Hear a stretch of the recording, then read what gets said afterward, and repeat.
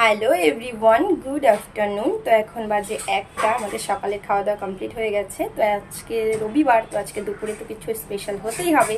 তাই আজকে আর মাটন বানাচ্ছি না, আজকে বানাচ্ছি অন্য কিছু। দেখো কি বানাই আমরা, দেখতে থাকো। তো আজকে আমি বানাবো ইলিশ মাছ। এখানে নিয়েছি কাতল মাছ, সর্ষে, কাঁচা লঙ্কা, কাঁকরোল আর শাক। তো সব কিছুই আমি আজকে রান্না করব। দেখো এখানে ইলিশ মাছগুলোর মধ্যে আমি দিয়ে দিচ্ছি নুন, হলুদ। তো এটা ভালো করে মেখে নেব। দেখো মাছটা মাখানো হয়ে গেছে। এখন আমি সর্ষেটা পেস্ট করে নেব। তো এর মধ্যে দিয়ে দিচ্ছি 5টা কাঁচা লঙ্কা, সামান্য একটু নুন। তো এদিকে তেল দিয়ে এর মধ্যে আমি মাছগুলো তেল দিয়ে ভালো করে মেখে নেব।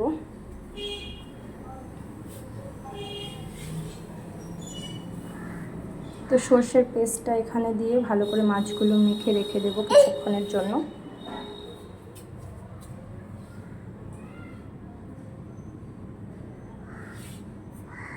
এখানে দিয়ে দিচ্ছি চেরা কাঁচা লঙ্কা 3টে, আর বাটি ধোয়া জলটাও একটু দিয়ে দিলাম। এটা ঢেকে রেখে দেবো কিছুক্ষণ। তো অন্যদিকে আমি বসিয়ে দিয়েছি আর একটা কড়াই। এখানে দিয়ে দিলাম সর্ষের তেল। তো এখানে বাকি ইলিশ মাছগুলো ভেজে নেব।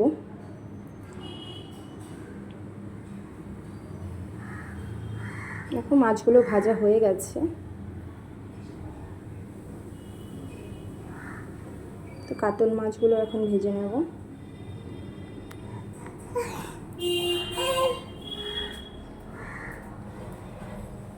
তো মাছ ভাজা হয়ে গেছে, এখন কাঁকরোলগুলো ভেজে নেব। এখন বানাচ্ছি আমি শাকটা। তো দিয়ে দিলাম ফোড়নে কালো জিরে, একটা শুকনো লঙ্কা আর একটু রসুন থেতো করে। আর এখানে দিয়ে দিলাম একটু বেগুন। আর শাকটা আমি ভাপিয়ে রেখেছিলাম আগেই, তো সেটাই আমি দিয়ে দিলাম। সামান্য নুন দিয়ে ভেজে নিচ্ছি ভালো করে। তো এইদিকে ইলিশ মাছটা ঢেকে রেখেছিলাম, সেটা আমি বসিয়ে দিয়েছি। তো ঢেকে দিচ্ছি। তো দেখো ঢাকনা খুলে আমার মাছটা প্রায় হয়ে এসেছে। তো সামান্য দিয়ে দিলাম একটু চিনি, যাতে তেতো ভাবটা না আসে।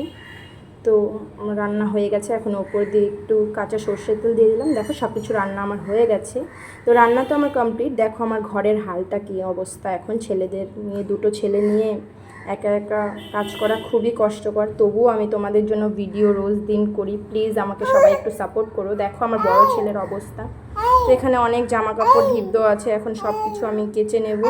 তো ভিডিওটা কেমন লাগলো কমেন্ট করে জানিও। টাটা।